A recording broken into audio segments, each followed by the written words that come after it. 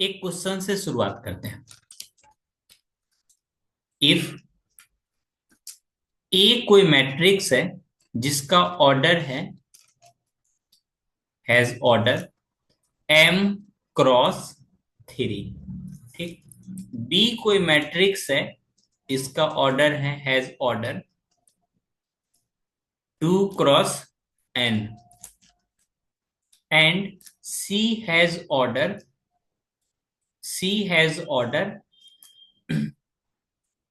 P cross Q. Also A plus B equal to C, then value of P plus, starting से लिखते हैं, value of M plus N plus P plus Q।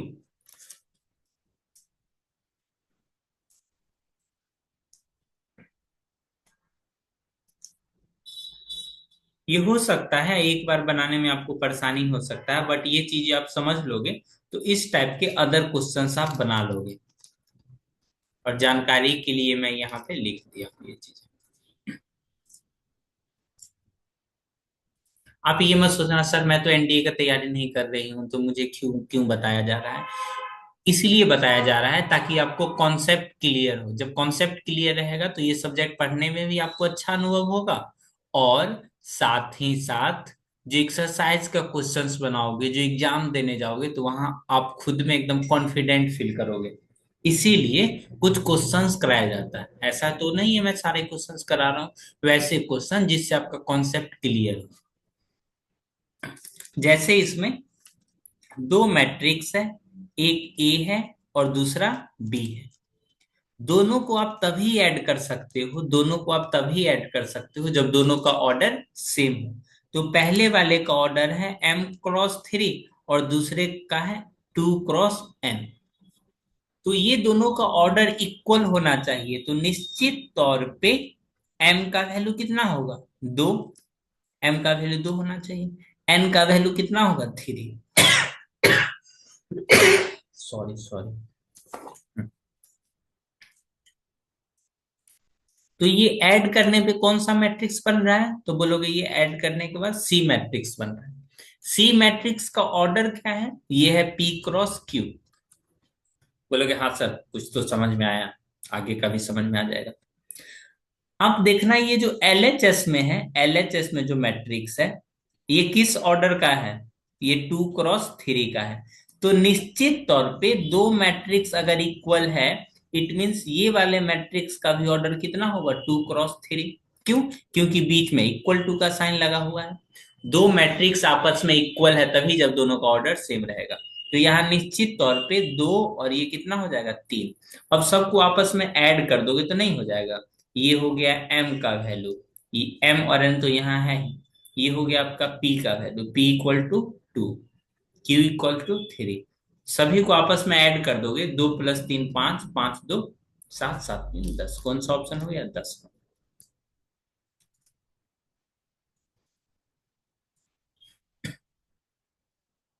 एक और questions बनाते हैं। ए कोई matrix है, नहीं समझ आया? ठीक है, नहीं समझ में आया ना, तो मैं अभी जो बताऊंगा ना इससे समझने की कोशिश करते हैं। देखो ए कोई मैट्रिक्स है जो कि 2 क्रॉस 3 का है। बोलोगे हाँ सर। बी कोई मैट्रिक्स है, आगे लिख देता हूँ, ठीक है, यहाँ पे लिखता हूँ -1 0 3 2। बी कोई मैट्रिक्स है, ये भी ऑर्डर है कितने क्रॉस का? 2 क्रॉस 3 का। ये 1 है, ये 0 है, ये -3 और ये -2 है। ठीक। आप बोल रहे हो सर इसका वैल्यू बताइए, ए प्लस बी का वैल्यू कितना होगा? A plus B, option A, option B, option C और ऑप्शन डी। पहले वाली जो ऑप्शन मैं लिख रहा हूं इस तरह से 0, दूसरी वाली ऑप्शन लिख रहा हूँ 0 0 0 0, तीसरी वाली ऑप्शन लिख रहा हूँ 0 0 0, इस तरह से 3 4 5 चार चार ही लिखना है ना। ऑल। देखो बाबू, दो मैट्रिक्स को आपस में ऐड आप तभी कर पाओगे जब दोनों का ऑर्डर सेम हो। तो यहाँ कितना है, 2 क्रॉस 3, 3 क्रॉस 2। ठीक, 2 क्रॉस 3, 2 क्रॉस 3। जरा मैं अगर यहाँ पे m क्रॉस 3 लिख दूं और यहाँ लिख दूं मैं 2 क्रॉस n, तो आप नहीं बता सकते हो, दोनों का ऑर्डर सेम रहना चाहिए। सेम तभी रह पाएगा। ये मल्टीप्लाई मत समझना इसको, इसको मल्टीप्लाई नहीं समझना है, ठीक ना। ये एक लिखने का तरीका है, मतलब इसमें रो की संख्या m है, इसमें रो की संख्या 2 है। तो ये दोनों ऐड तभी कर पाओगे जब दोनों का ऑर्डर सेम हो, दोनों का ऑर्डर सेम हो। ये लिखने का तरीका है, ठीक ना। तो m की वैल्यू निश्चित तौर पे कितना होगा, 2। n की वैल्यू कितना होगा, 3। अब इन दोनों को ऐड करने पे एक कोई मैट्रिक्स बना है जिसका ऑर्डर कितना है, 2 क्रॉस 3। अगर कोई मैट्रिक्स है सी है, दोनों आपस में इक्वल है, और ये कह रहा है p क्रॉस q है, तो दो मैट्रिक्स इक्वल तभी हो पाएगा जब उसका क्या हो, ऑर्डर इक्वल हो, यानी 2 इसके इक्वल और ये इसके इक्वल। तो यही तो प्रीवियस क्वेश्चंस में आपका बातें था, ये दोनों को ऐड करना है। ऐड तभी कर पाओगे जब दोनों का ऑर्डर सेम है, मतलब m की वैल्यू कितना, 2, n की वैल्यू कितना, 3। जब ये 3 मिल गया तो सब एक ही ऑर्डर का है, सब का सब एक ही ऑर्डर का है, ठीक ना। कहने का मतलब ये जो आपका ऑर्डर था m क्रॉस 3, तो ये एक्चुअल में कितना है, 2 क्रॉस 3। बी जो मैट्रिक्स था ये था 2 क्रॉस n, तो ये एक्चुअल में कितना है, 2 क्रॉस 3। और सी जो मैट्रिक्स बना है इन दोनों को ऐड करने के बाद, सी जो मैट्रिक्स बना है इन दोनों को ऐड करने के बाद, तो इसका जो ऑर्डर है वो p क्रॉस q।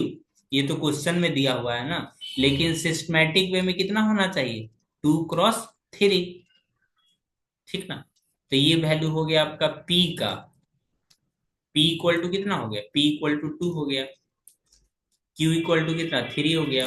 ऊपर से देखोगे तो m equal to 2, n equal to 3, सबको आपस में ऐड कर लोगे तो नहीं आ जाएगा, m+n।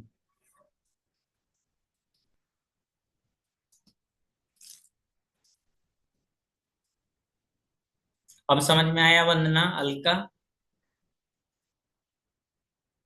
तो ये थोड़ा हाई लेवल का क्वेश्चन है, ठीक ना। इसमें आपको एक नजर में देखोगे ना तो ऐसा लगेगा जैसे सब सही ही है, लेकिन ये कैसे अजी ऊपर में, सॉरी सॉरी, यहाँ पे मैं गलत लिख दिया हूँ।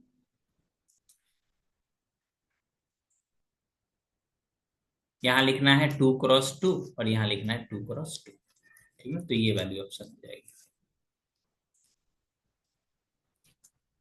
इसका एक्सप्लेनेशन तो एक पेज में मैं लिख ही दिया हूँ, तो ये वाला मिटा देता हूँ।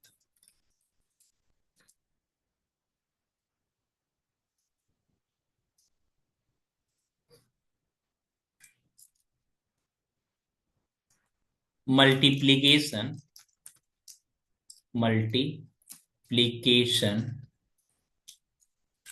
Of two matrix, multiplication of a matrix, कोई मैट्रिक्स है जिसको मल्टीप्लाई करना, ठीक है। पहला जो पढ़ेंगे इसमें स्केलर मल्टीप्लीकेशन, पहला क्या पढ़ेंगे,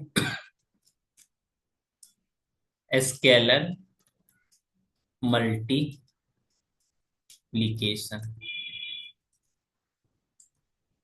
ठीक ना।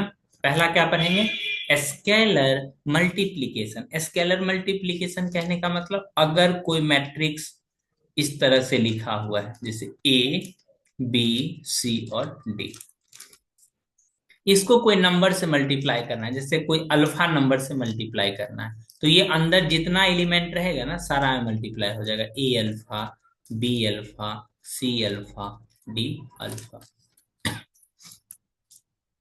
जैसे आपको लिखा हुआ है ए इक्वल टू 1 - 3 0 7। अगर आपको निकालना है फाइंड 2a, 2a निकालना है। 2a कहने का मतलब 2 से सारे एलिमेंट में मल्टीप्लाई कर देना है। तो ये आपका हो जाएगा 2 - 6 0 10। ठीक ना, स्केलर मल्टीप्लीकेशन।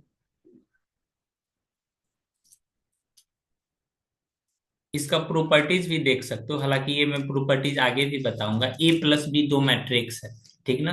अगर उसमें आप अल्फा से मल्टीप्लाई कर रहे हैं तो इसका वैल्यू हो जाएगा अल्फा ए प्लस अल्फा बी, दोनों आपस में इक्वल है प्रॉपर्टीज।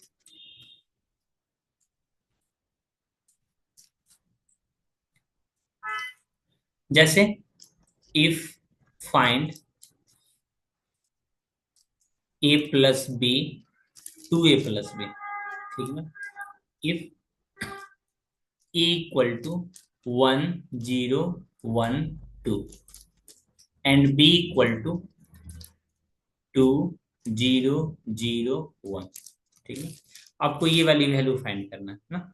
तो आपका इच्छा करे तो दोनों को एक बार ऐड कर दीजिए, A+B निकाल लो। तो ये कितना हो जाएगा 3 2 1 1।